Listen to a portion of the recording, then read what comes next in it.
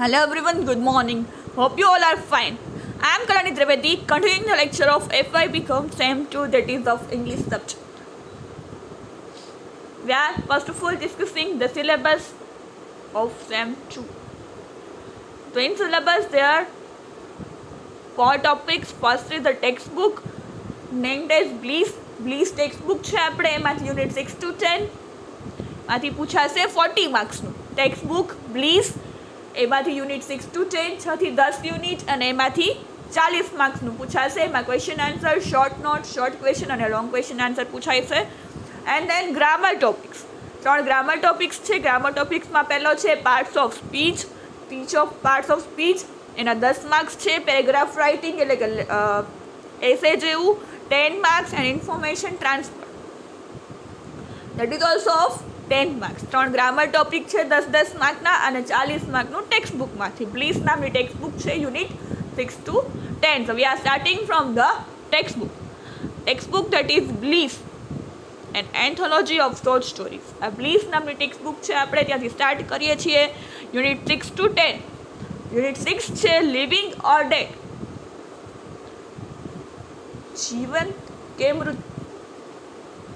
જીવિત કે મૃત, મરેલું. Written by Rabindranath Tagore. છઠ્ઠી સ્ટોરી છે આપણી, લખેલી છે રવિન્દ્રનાથ ટેગોર, જે આપણા ભારતના મહાન લેખક, સ્વતંત્રતામાં ફ્રીડમ ફાઇટર કહી શકાય એ. Unit 7 little girls wiser than men. 2 નાની છોકરીઓ છે લોકો કરતાં પણ વધારે હોશિયાર છે. એ સ્ટોરી લખેલી છે Leo Tolstoy. Next story 8 is the wolf of Senograds. Wolf, શિયાળ જેવા વુલ્ફની વાત છે. સેનોગ્રાડ્સના વુલ્ફ કેવા હોય છે તો એના વિશેની વાત છે. લેખક છે સાકી, એમનું પેન નેમ છે અને છે H.H. મુનરો. ના લેખક છે H.H. Munro. Then the next 9th story is about the letter, પત્ર, written by ધૂમકેતુ, ગૌરીશંકર ગોવર્ધન દાસ જોશી. ધૂમકેતુ ના નામે પ્રખ્યાત ગુજરાતી લેખક, જે એમની એક પ્રખ્યાત ફેમસ અને greatest story ever written, the letter, એ આપણા સિલેબસમાં છે. Then the next last unit 10 is about lemon yellow and fig. અંજીરનો કલર, એવું કલરવાળી સાડી ઉપરની એક સેલ્સમેનની સ્ટોરી છે. રાઇટર છે મનોહર માલગાંવકર. ઇઝ અબાઉટ ટેક્સ્ટબુકમાંથી unit 6 to 10. And now we are moving towards unit 6, living or dead. જીવિત કે મરેલું, જીવિત કે મૃત, જીવે છે કે મરી ગયું છે. The story is written by Rabindranath Tagore. તો હવે આપણે લેખક વિશે જોઈએ છીએ. અબાઉટ ઓથર, ઓથર એટલે લેખક અને રાઇટર એટલે પણ લેખક. રવિન્દ્રનાથ ટેગોર, જેમનો જન્મ 1861માં થયો અને મૃત્યુ 1941, was the youngest son of Debendranath Tagore. Debendranath એમના પિતાનું નામ, એમના એક નાના પુત્ર. અ વેલ્ધી બેંગાલી લેન્ડલોર્ડ, જમીનના માલિક. He was educated at home, ઘરે, પહેલાં તો હતું ને ઘરે ભણાવવા આવતા. And when he was 17 and was sent to England for formal schooling. જ્યારે 17 વર્ષ સુધી તો ઘરે ભણ્યા અને પછી 17ના થયા ત્યારે એમને ઇંગ્લેન્ડ ફોર્મલ સ્કૂલિંગ માટે મોકલવામાં આવ્યા. On his return to India, he immersed himself in literary pursuits besides managing his family estates. શું કહે છે? એમણે પોતાનું જે કારકિર્દી છે એ લેખનમાં, જે એમની વારસાગત હતી ફેમિલી એસ્ટેટ, એમાં ધ્યાન આપ્યું. For a time he participate in the Indian national movement. જે સ્વતંત્રતાની ચળવળ ભારતમાં હાલતી હતી એમાં એમણે પહેલાં તો પાર્ટિસિપેટ કર્યું, એમાં એને ભાગ લીધો. હી ઓલ્સો ફાઉન્ડેડ શાંતિ નિકેતન. એ તો આપણને ખબર છે, રવિન્દ્રનાથ ટાગોર ફેમસ છે તો બે વસ્તુ માટે. એમણે ગીતાંજલિ અને શાંતિ નિકેતનની જે સ્થાપના કરી. Very introduce the new style of education, જે નવી સ્ટાઇલ એજ્યુકેશન શિક્ષણ માટેની નવી રીતો ઊભી કરી. શાંતિ નિકેતન સ્થાપના કરી. Tagore wrote innumerable books, short stories, poems and plays in Bengali, many of which he translated into English. એમણે એમની ભાષા, માતૃભાષા બેંગાલી હતી, બંગાળના હતા, તો એમણે બેંગાલીમાં લખ્યું હતું ને પછી એમણે જ ખુદે જ પોતાની પોયમ્સ, ડ્રામા, નોવેલ્સ, નવલકથા, નાટકો અને કવિતાઓને જાતે જ ઇંગ્લિશમાં ટ્રાન્સલેશન કર્યું. His Gitanjali won him the Nobel Prize of Literature for its proudly sensitive, fresh and beautiful words. કીધું ને, ગીતાંજલિ માટે એમને 1930માં નોબેલ પુરસ્કાર મળ્યો, પ્રાઇઝ ઓફ લિટરેચર, સાહિત્ય માટે. જે એમની પોયમ તમે વાંચો તો ખ્યાલ આવે તમને કે એનું જે બ્યુટીફુલી વર્સ, એમની જે કવિતાઓની કડી છે, તમે વાંચો તો ખ્યાલ આવે કે કેટલી સુંદર મજાની રચના કરેલી છે. Tagore was also knighted by the British in 1915. He wrote and composed Jana Gana Mana. આપણને ખબર છે આપણું રાષ્ટ્રગીતના રચયિતા છે, which was chosen as the Indian national anthem. જે ભારતનું રાષ્ટ્રગીત છે એના રચયિતા પણ રવિન્દ્રનાથ ટાગોર છે. બિસાઇડ્સ ગીતાંજલિ સિવાય પણ Tagore is famous for his Kabuliwala Kingdom of Cards and his short story Living or Dead. ટાગોરે Gitanjali લખ્યું છે, એના સિવાય એમના પ્રખ્યાત જે લેખો છે એમાં કાબુલીવાલા, કિંગડમ ઓફ કાર્ડ્સ અને એની શોર્ટ સ્ટોરી છે આ લિવિંગ ઓર ડેડ, એ પણ બહુ ફેમસ છે. હવે છે અબાઉટ ધ સ્ટોરી વિશે. Living or dead is about Kadambini. જે આ સ્ટોરી છે કાદમ્બિની નામના કેરેક્ટર છે એમાં. અબિડો શું છે? વિધવા છે. Living in the house of her brother in law and lovingly take care of her brother in law son. Brother in લોના ઘરે રહે છે અને એના નાનકડા બાળકનું ધ્યાન રાખે છે. A situation arises where Kadambini is mistaken for dead and her body is brought to the cremation ground where, much to the surprise to men who have taken her there, she awakens and then the men flee. શું કહે છો?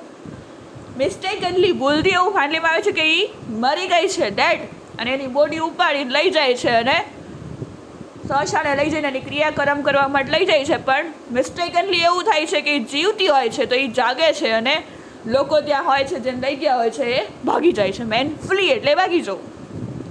She does not return home. પછી એ ઘરે નથી આવતી and instead goes to live with her childhood friend જોગમાઈ.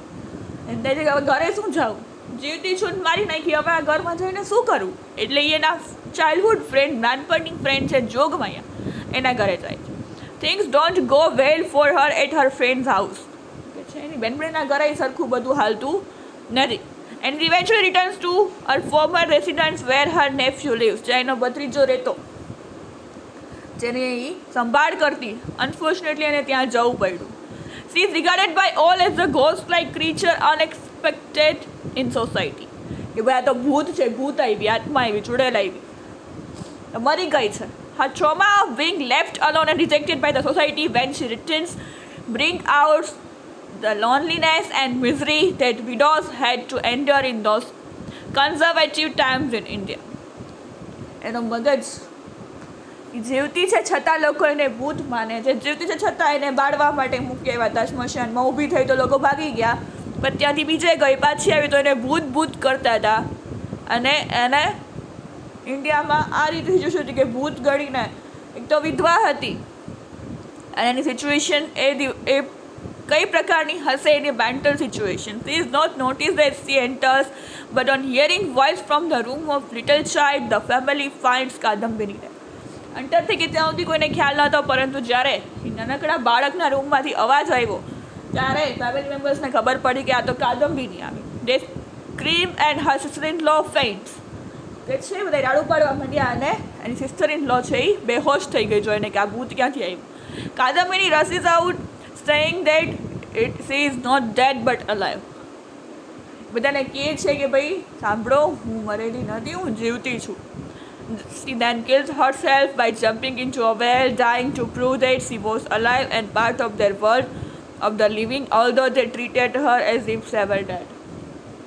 એ સાબિત કરવા કે જીવતી છે, કેટલા બધા કોશિશ કરી પણ કોઈ સમજ્યું નહીં, એટલે એ દોડીને ઘરની બહાર ગઈને કૂવામાં કૂદકો માર્યો. ત્યારે એની લાશ જોઈને પછી બધાને ખબર પડી કે આ તો જીવતી હતી, પણ એ સાબિત કરવા માટે પણ એણે મરવું પડ્યું.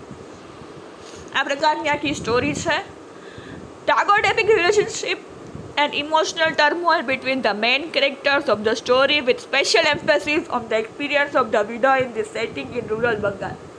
ત્યાંના બંગાળમાં ગામડાઓમાં જે વિધવાની સ્થિતિ શું હતી એના ઉપરથી એની માનસિક સ્થિતિ, એની લાગણીઓ એ આ કાદંબરીના કેરેક્ટર દ્વારા એમણે આમાં મૂકી છે. આ વિડોઝ રિજેક્શન બાય સોસાયટી, કોઈ વિધવાને ગણકારતું નહીં. And her loneliness and despair, એનું દુઃખ, એની એકલતા are depicted intentionally and in touching manner within this simple plot where widows are treated like the living dead. જીવતું લાશ હોય એ પ્રમાણે એની જિંદગી હોય છે, એનું નિરૂપણ એમને રવીન્દ્રનાથ ટાગોરે એમની આ સ્ટોરીમાં કરેલું છે. Tagore's commitment to social realism is depicted with elements of the supernatural and also the peculiar and bizarre. તો કહે છે સોશિયલ રિયલિઝમ, જે સોસાયટીમાં સમાજની જે વાસ્તવિકતા છે એવા એલિમેન્ટ અને જે સુપરનેચરલ એન્ડ જે અંધવિશ્વાસ આ બધી જે ભારતમાં ગામડાઓમાં જે હજી વ્યાપેલું છે, અમુક વિધવાને આ બધું સમજવું અને અંધવિશ્વાસ જે છે એનું આખું નિરૂપણ એમણે આમાં સ્ટોરીમાં કરેલું છે. Living or dead story start થાય છે the widow in the house of સરદાર શંકર. હવે સરદાર શંકર, ધ રાની હટ જમીનદાર એનું નામ છે, જેના ઘરમાં કાદંબરી રહે છે એનું નામ છે સરદાર શંકર, જે રાની હટના જમીનદાર છે. had no kinsman of her father's family. ફાધરના ફેમિલીમાંથી કોઈ હતું નહીં. One after another all had died. એક પછી એક મરી ગયા. Nor had seen her husband's family and once she could call her own. નહોતું કોઈ એના ઘરમાંથી કે એના હસબન્ડના ફેમિલીમાંથી કે જેને એ પોતાનું કહી શકે. Neither husband nor son, નહોતો એનો કોઈ હસબન્ડ, નહોતો હસબન્ડ જીવતો હતો કે નહોતો કોઈ પુત્ર. The child of her brother-in-law, Sardar Shankar was her darling. સરદાર શંકરનો જે પુત્ર હતો એ એને ગમતો, એની સાથે રહેતા અને એને ઉછેર કરતા. For a long time after his birth his mother had even very ill. જે બાળકની માતા છે કે જન્મ આપ્યા પછી બહુ માંદી રહેતી. And the widow his aunt Kadambini had fostered him. ત્યારે એ બાળકનું ધ્યાન કાદંબિનીએ રાખ્યું. If a woman fosters another's child, her love for him is all the stronger because she has no claim upon him, no claim of kinship, that is but simply the claim of love. જ્યારે કોઈ સ્ત્રી બીજાનું બાળક ઉછેરે છે ત્યારે એમાં કંઈ